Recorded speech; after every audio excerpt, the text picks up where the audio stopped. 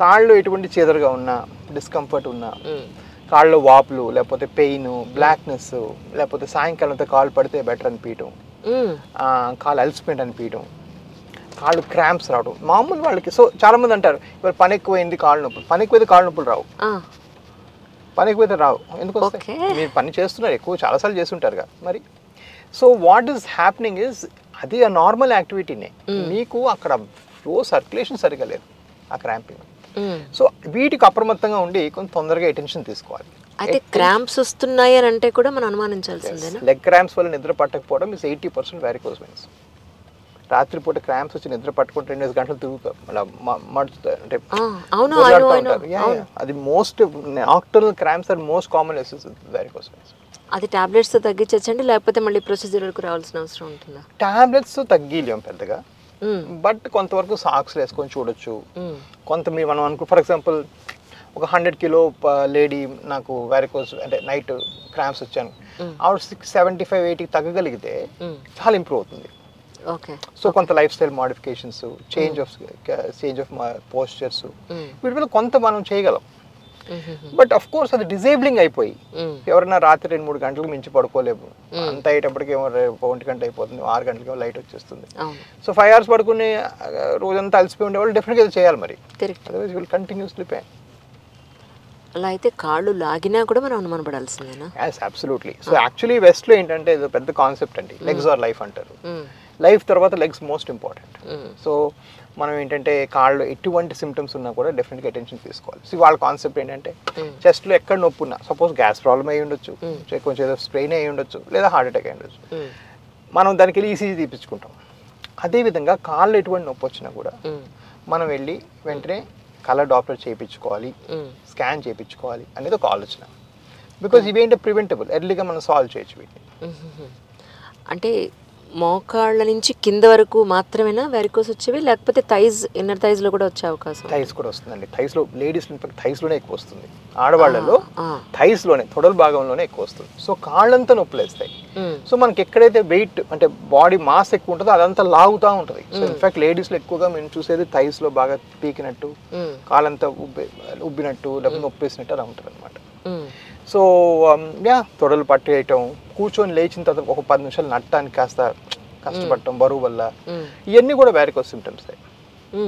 So వీటి మీద కొంచెం అవేర్గా ఉండాలి, యూనో ఎంత తొందరగా అటెన్షన్ తీసుకోవాలి. అందరికీ ఆపరేషన్ నేను చెప్పను, but at least it's our job to know it. ఇది ప్రాబ్లం ఉంది అని తెలుసుకోవడం కూడా మన జాబే. కరెక్ట్.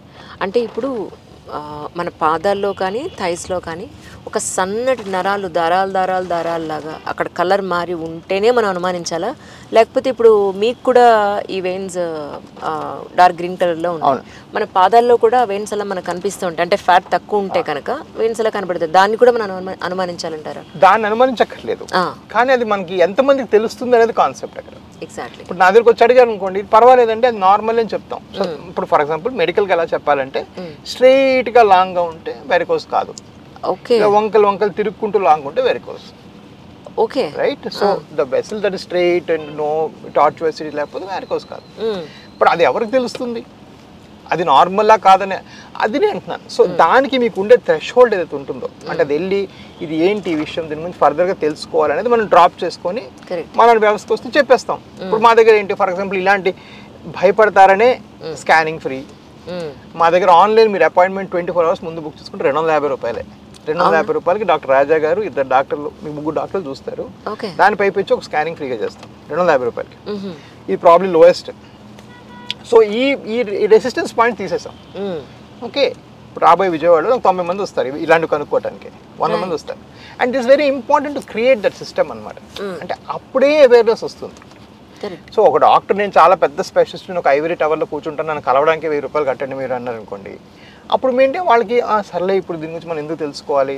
మనం రెసిస్టెన్స్ ఇండియాలో ఏంటంటే మనీ గురించి కూడా చాలా ఉంటుందండి, భయం, మన డబ్బులు భయపడతారు చాలా మంది. కరెక్ట్. కానీ రూరల్ ఏరియాస్లో కొంచెం హెల్త్ అవేర్నెస్ తక్కువ కాబట్టి అక్కడ ఎక్కువ ఉండే కేసెస్ అవకాశం ఉందండి చాలా. సో రూరల్ ఏరియాస్లో మనం చాలా ఎక్కువ చూస్తాము. దీనికి మీరు చెప్పినట్టుగా అవేర్నెస్ అంటే వాళ్ళకి తెలియడం తక్కువ. ఇంకోటి కొంచెం కాంట్రవర్షియల్ పాయింట్ అంటే ఇది బిగ్గర్ ప్రాబ్లం ఏంటంటే వాళ్ళకి చూసే డాక్టర్లు కూడా తెలియదు, అది నా బాధ. సో వాడు పాపం తన డ్యూటీ చేసుకొని వెళ్తూనే ఉన్నాడు లోకల్గా, ఇది నరాలు వాచిపోయ్యా, న్యూరోస్టాబ్ వేసుకో, న్యూరోబియన్ వేసుకొని, లైరికా వేసుకొని పనికి నరాలు మందులు పెట్టు. నరాలు కావు ఇవి, సిరలు. సో అసలు ఇది ఒక సిస్టమే కాదు. మన ఇంటికి వచ్చే కరెంట్ తీగలు నరాలు అయితే మన కాళ్ళకి వెళ్ళే పైపులేమో varicose veins. So complete different system problem ఇది. సో అవి కూడా మనం అవేర్గా ఉండాలి. సో ఆ ఊర్లో అవేర్నెస్ లేకపోవటం, దాని మీద తెలియకపోవటం, ఇవన్నీ ఒక కొంత అయితే మోస్ట్ ఇంపార్టెంట్ ఏంటంటే కొంచెం ఊళ్ళలో ఈ చిన్న ఆలోచన, చిట్కాలు ఏమైనా వాడదామా, ఇంటి చిట్కాలు చూసుకుందామా, వేడి ఉప్పు రాస్తాం, అది చాలా హార్మ్ఫుల్. జలగల చేతి కొరికించుకుంటాం, వెరీ వెరీ హార్మ్ఫుల్. వేడి ఉప్పు రాస్తే ఆ స్కిన్ అలా ఊడిపోతుంది ఆ ప్రాంతంలో.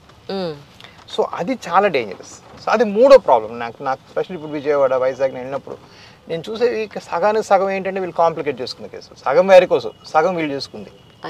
సో ఇది ఇంకో ప్రాబ్లమ్స్. ఇవన్నీ కొంచెం అవేర్గా ఉండి తొందరగా, బట్ వాళ్ళకి అవైలబిలిటీ కూడా లేదు.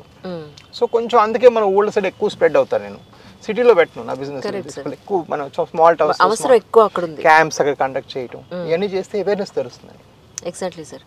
అంటే అక్కడ నేను అనేది ఏంటంటే ఇప్పుడు చాలామందికి నరాల వీక్నెస్ ప్రాబ్లం ఉంటుంది, లేదంటే బ్రెయిన్కి సంబంధించిన కొన్ని న్యూరో ఇష్యూస్ కూడా ఉంటాయి. అంటే is there any related with varicose అండి? లేదండి, లేదా. సో నరాలు వేరు, వారికోస్ వేరు. అఫ్ కోర్స్ నరాల సమస్యలు కూడా నొప్పి ఉంటుంది, వారికోస్ కూడా నొప్పి ఉంటుంది. ఓకే. సపోజ్ డయాబెటిక్ న్యూరోపతి ఉంటే వాళ్ళకి నొప్పులు వస్తాయి, బట్ నరాల ప్రాబ్లం. బట్ ఈ వారికోస్లో అడ్వాంటేజ్ ఏంటంటే దీన్ని మంచి డాక్టర్ చూస్తే 99.9% బాగు చేసేయచ్చు. సో వారికోస్ వేరు, నరాలు వేరు. అబ్సల్యూట్లీ. ఓకే. సింపుల్గా చెప్పాలంటే మీ ఇంటికి వచ్చే కరెంటు వైరు నరం, మీ ఇంటి నుంచి వెళ్తున్న డ్రైనేజ్ పైపు సిరలు. సో ఓకే, ఎలక్ట్రీషియన్ వచ్చి మీ సిరలను బాగు చేయలేడు. Correct, right. So I'm the plumber of your house. Okay. So ఈ పైపులు బాగు చేసేవాడు నేను. సో నేను ఎలక్ట్రీషియన్ కాదు, కానీ ఈ పైపు బ్లాక్ అయిపోతే మీరు ఎలక్ట్రీషియన్ వెళ్ళకూడదు కూడా. అవును. ఓకే. సో ఆ డిఫరెన్స్ చెప్పడానికే నాకు 8 ఏళ్ళు పట్టింది. ఇప్పటికీ వచ్చి ఎంతమంది, ఇప్పుడు మీరు మన క్లినిక్లో చూస్తాం కాసేపట్లో, ఇప్పుడు మన 50 మంది చూస్తే 30 మంది ఈ మందు పాపం తీసుకొని వస్తుంటారు. వాళ్ళు డాక్టర్ కూడా చెప్తుంటారు అది తీసుకోమని. దురదృష్టవశాత్తు ఫార్మసీ రాయటం చాలా ఈజీ ఇండియాలో, మందులు రాయటం.